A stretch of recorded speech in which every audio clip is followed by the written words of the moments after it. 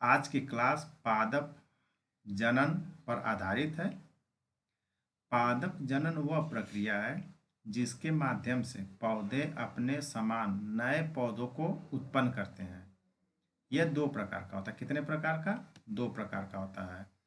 पादप जनन जो अपने समान जो नए पौधों का मतलब जो उत्पादन करते हैं उत्पन्न करते हैं, यह दो प्रकार का होता है। पहला होता है अलैंगिक जनन और दूसरा होता है लैंगिक जनन। अलैंगिक जनन में क्या है? इस प्रक्रिया में एक ही जनक पौधे से संतान उत्पन्न होती है बिना लैंगिक कोशिकाओं के सहयोग से। ध्यान रखिएगा, इसमें क्या है? एक ही जनक पौधे से, यहाँ पे देखिए, एक ही जनक पौधे से संतान उत्पन्न होती है बिना किसी लैंगिक कोशिका के सहयोग से। इसके मुख्य प्रकार क्या रहे हैं? खंडन। ये किसके द्वारा होता है? खंडन। जैसे में स्पायरोगाइरा किससे उत्पन्न होता है? खंडन से। कली बनना, ये ईस्ट, इसके अंतर्गत ईस्ट आता है।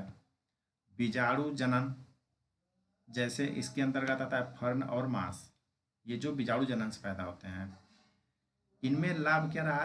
तीव्र गति। इनमें तीव्र गति, एक रूपक संतति, अनुकूल जलवायु में लाभदायक, इनकी यही खासियत होती है।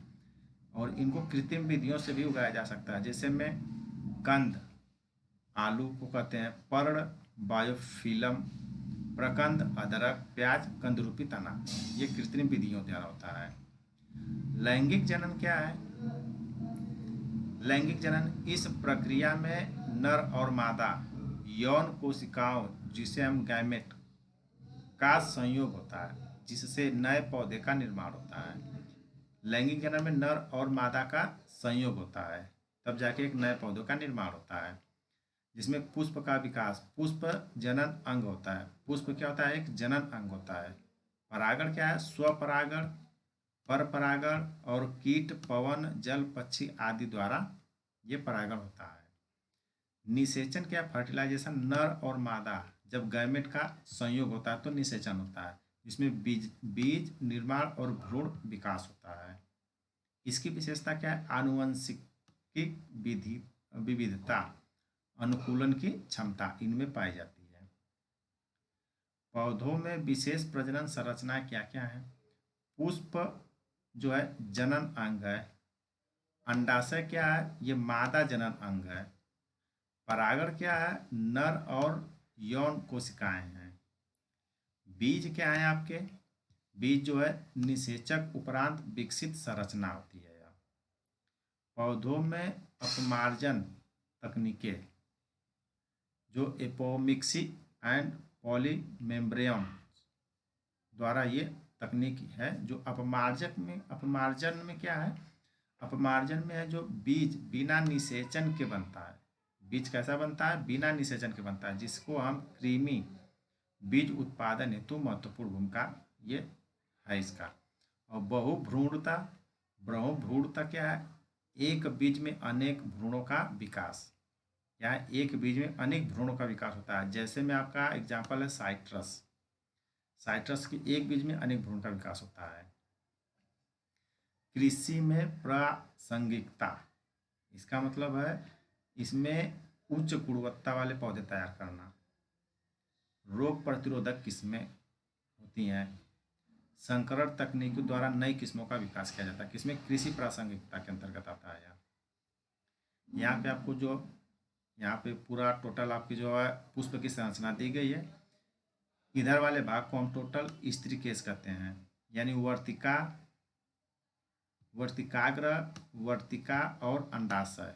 यहाँ देख रहे हैं आप, ये वर्तिकाग्र है, ये वर्तिका है और ये जो है अंडाशय है। ये बीजांड, जो ब्लैक कलर का ये बीजांड है। मादा युग्म अंड कोशिका, ये क्या है? अंड कोशिका है। इस तरह से इस इधर वाले भाग को, ये जो निकला हुआ है इधर है, ये पराग कोश, इसे क्या बोलते हैं? ये पराग कोश है। ये पुकेंसर होता है। और ये तंतु, व्हाइट कलर का ये तंतु है। और ये दल पंखुड़ी है और यह वाय दल होता है। इस तरह से यहाँ पे पूरे आपको जो है फिगर दी गई है। इसमें कुछ संभावित क्वेश्चन जो बनते हैं यूपीएससी में अक्सर करके, वो आपको यहाँ पे दिखाई गई है। पादपों में जनन की विभिन्न विविधियों का वर्णन कीजिए एवं कृषि में उनके महत्व का मूल्यांकन कीजिए। ये यूपीएससी में पूछे गए क्वेश्चन है। तो उनमें उत्तर जो हम लिखेंगे उसमें क्या है, पहले भूमिका लिखेंगे, पादप जनन की परिभाषा देंगे, जनन के फिर प्रकार लिखेंगे, जो संक्षिप्त वर्णन उसका हम देंगे प्रकार को। तुलना तुलना करेंगे किसमें, अलैंगिक और लैंगिक जनन में। कृषि में उपयोग क्या है, प्रवर्धन तकनीक और हाइब्रिड बीज का इसका हम टोटल निष्कर्ष देंगे। जनन विज्ञान का कृषि सुधार में योगदान क्या है।